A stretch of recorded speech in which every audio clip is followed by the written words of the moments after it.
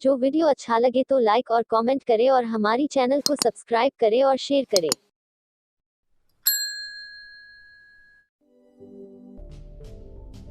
Young, खूबसूरत और energetic. ऐसा लग रहा था कि कोई इंसान रातों रात आसमान से नीचे गिर पड़ा हो, बिना किसी निशान के। अगर दिल्ली शहर में कोई ऐसा इंसान होता जिसके बारे में मित्तल परिवार पता न लगा पाए, तो सिर्फ दो ही वजह हो सकती है। या तो वो इंसान नकली पहचान के साथ जी रहा है, या तो फिर उसके बैकग्राउंड की डिटेल के साथ कुछ छेड़खानी की गई है। वैसे बॉस, उसके 20 साल के होने की बात की इंफॉर्मेशन हमें मिली है, पर वो भी साक्षी से मिलती जुलती है।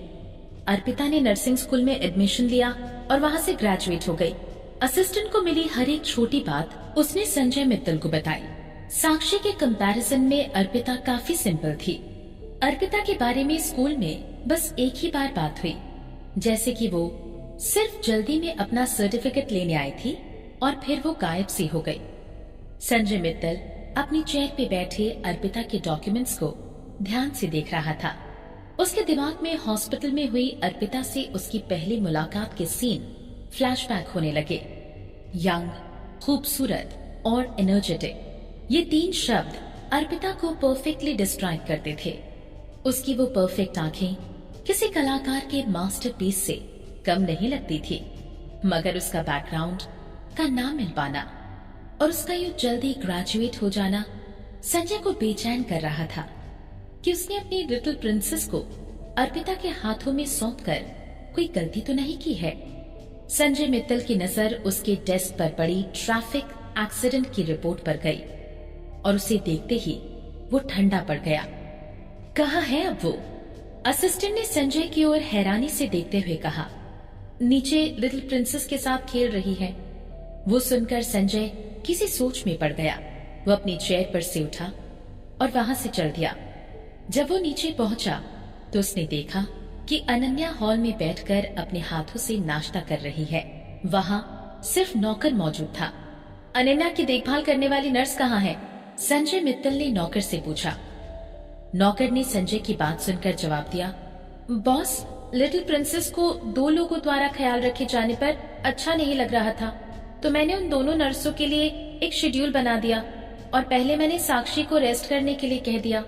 फिलहाल अर्पिता लिटिल प्रिंसेस का ख्याल रख रही है। अभी वो बेडरूम में है। इससे पहले कि नौकर अपनी बात पूरी कर पाता, संजय मित्तल वहां से जाकर सीधा बेडरूम में पहुंच चुका था। उसके रूड बिहेवियर को देखकर सब लोग उसके डर से कांपते थे। नौकर काफी डरा हुआ था, इसलिए वो संजय के पीछे नहीं गया। संजय बेडरूम के दरवाजे के पास पहुंचने ही वाला था कि उसने चीजों को इधर उधर करने की आवाज सुनी। अनन्या, अभी अंदर मत आओ, अभी हॉल में ही रहकर खेलो, प्यारी दीदी अभी आ जाएगी। अर्पिता अनन्या के रूम में रखे खिलौनों को समेट रही थी, जो कि उसके हाथ जख्मी होने की वजह से वो फिलहाल के लिए नहीं खेल सकती थी। वो खिलौने समेटकर बाहर निकलने ही वाली थी कि उसने देखा एक लंबी इंसान की छवि उसके सामने खड़ी थी। वो गहरी आंखें उसे अजीब तरीके से देख रही थी। किसी का उस तरीके से देखना किसी को भी डरा सकता है। मिस्टर संजय, अर्पिता ने अपने सामने खड़े उस आदमी की ओर देखा और वो कांपने लगी। उसने समझते हुए पीछे होना चाहा, पर फिर उसे याद आया कि उसके हाथों में खिलौनों का ढेर था। उसके हाथों से खिलौना नीचे गिर गया और उसने उस पर पैर रख दिया। वो खुद के ही हाथों फिसल पड़ी और सीधा जाकर संजय की बाहों में जा गिरी। उसने जो दर्द एक्सपेक्ट किया था उसे वो नहीं हुआ। अर्पिता ने कंफ्यूजन में अपनी आंखें खोली। उसके गिरने की आवाज सुनकर अर्पिता को अभी भी डर लग रहा था कि अब संजय क्या करेगा। क्या तुम्हारा मुझसे टकराने से मन नहीं भरा? संजय की आवाज में काफी चिड़चिड़ापन सुनाई दे रहा था। अर्पिता को समझ आ गया था कि उसने शेर की गुफा में हाथ डाल लिया है और अब उसे किसी भी पल खा ही जाएगा। मैं अभी उठती हूँ। अर्पिता को कुछ समझ नहीं आ रहा था। उसने जल्दी से वहां से उठना चाहा। अपने दोनों हाथों का सहारा लेकर वो उठी और उस इंसान को गहरी सांस लेते हुए देखा। फिर उसे समझ आया कि उसके दोनों हाथ संजय के कंधों पर रखे हुए थे। उसने जल्दी से अपने हाथ वहां से उठा लिए मुझे माफ कीजिएगा, मैंने गलती से हाथ रख दिया। संजय। अर्पिता ने अपनी हड़बड़ाहट को संभाला और संजय को देखते हुए उस ऑकवर्ड सीन को खत्म किया। अगले ही पल संजय के पीछे से एक छोटी सी परछाई दिखाई देने लगी। प्यारी दीदी, आप मेरे डैडी से टकरा क्यों रही है? अनन्या ने अपनी मासूम आवाज से अर्पिता को पूछा। उस सवाल को सुनकर मानो अर्पिता के कानों में बिजली ही कड़क उठी। जैसे ही अर्पिता ने नीचे देखा, उसे अनन्या का मासूम चेहरा अपने सामने नजर आया। सवाल और हैरानी से भरी वो दो आंखें अर्पिता अपनी ओर निहारते हुए देख पा रही थी। अनन्या, इसे टकराना नहीं कहते, प्यारी दीदी की बात सुनो। प्लॉप। इससे पहले कि अर्पिता कुछ कह पाती, वो हड़बड़ाहट में वापस संजय के ऊपर जा गिरी। अर्पिता के लाल नर्म मुलायम होठ संजय के होठों से जा मिले।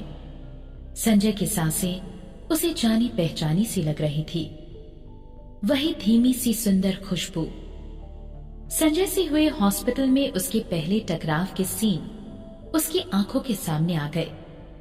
ऐसा लग रहा था मानो उसकी मौत आ गई है। अर्पिता पैनिक होकर संजय से दूर हटी।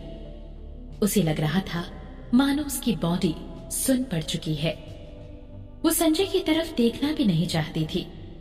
अगर वो कहती कि उसने ये जानबूझकर नहीं किया है, तो क्या उसका विश्वास करता, या इस बार भी उससे पहली बार की तरह बदला लेता? अर्पिता कुछ समय के लिए सोच में पड़ गई। थोड़ी देर बाद रूम के दूसरे कोने में जाना ही उसने ठीक समझा, जहां से वो संजय से दूर रह सके। मैंने ये जानबूझकर नहीं किया, सॉरी। जमीन पर गिरकर किसी को किस करना संजय ने अपनी जिंदगी में ये पहली बार महसूस किया था। और तो और ये ठीक उसकी बेटी की आंखों के सामने हुआ था। ठीक उसकी आंखों के सामने। वो जैसे ही जमीन से उठा, उसने अपने असिस्टेंट को उसकी ओर घूरते हुए पाया। संजय के असिस्टेंट के लिए ये बिल्कुल हैरानी की बात थी। ग्रेट, देखा तुमने क्या किया? एक और विटनेस। बॉस, आपके मुंह का कोना। वो असिस्टेंट अपनी हैरानी से बाहर आया। संजय मित्तल ने अपनी मुलायम उंगलियों से अपने होठों को छुआ। अपनी आंखों को नीचे करके उसने देखा कि उंगलियों पर खून लगा हुआ है। मुझे लगता है ये खून किस करने की वजह से आया है। असिस्टेंट ने हैरत से संजय को कहा। Shut up! संजय ने गुस्से में असिस्टेंट को कहा। उसे ऐसे एम्बैरसिंग सिचुएशन को याद नहीं करना था। असिस्टेंट की ये बात सुनकर अर्पिता ने उसकी ओर अजीब नजरों से देखा। हालांकि उसे ये समझ आया कि ये उसके संजय के लिए बैड बिहेवियर का अंजाम है कि उसके होठों से खून निकल आया। उसे ऐसा लगने लगा कि वो खुद के लिए गड्ढा खोदे और उसमें खुद को दफन कर दे। उस रूम में संजय मित्तल किसी तरह उस खून को देखने के बाद अपना गुस्सा काबू में कर रहा था। ऐसा लग रहा था मानो पूरा रूम ठंडा पड़ चुका है। रिपीट, ठंडा पड़ चुका हो। सब संजय के डर से कांप रहे थे। जैसे ही अर्पिता को लगा कि अब उसका नसीब खत्म होने की कगार पर आ चुका है, वैसे ही वो डरा देने वाला आदमी वहां से चला गया। क्या वो चला गया? अर्पिता ये सोचते हुए कमरे के दरवाजे की ओर भागी और बाहर कॉरिडोर पर देखने लगी। वहां कोई नजर नहीं आ रहा था। संजय वहां से जा चुका था। ये आदमी कितना गुस्सैल है। बॉस, असिस्टेंट संजय मित्तल की ओर भागा और उसे ढूंढने लगा। बॉस, क्या हम अर्पिता को लिटिल प्रिंसेस की देखभाल के लिए रख रहे हैं, जो कि हम वहां ऐसे ही चले आए बिना कुछ कहे? असिस्टेंट ने संजय के बोलने के पहले ही संजय से ये बात कह दी। वो संजय के एक्सप्रेशन समझ नहीं पा रहा था कि आखिर उसके दिमाग में चल क्या रहा है। संजय ने असिस्टेंट के बात सुनकर अपने कदम रोक लिए। उसके हैंडसम चेहरे पर एक सीरियस लुक आ गया। उसके दिमाग में अर्पिता का उस पर गिर जाना और उस किस का ख्याल बार बार आ रहा था। वो उसे आराम से अवॉइड कर सकता था और उसे जमीन पर गिरने दे सकता था। फिर भी उसने अर्पिता को खुद पर गिरने दिया और बाकी सब देखता रहा, मानो उसकी बॉडी जमीन से चिपक गई हो। उसने आखिर में अर्पिता को टच और किस भी किया। यंग खूबसूरत और एनर्जेटिक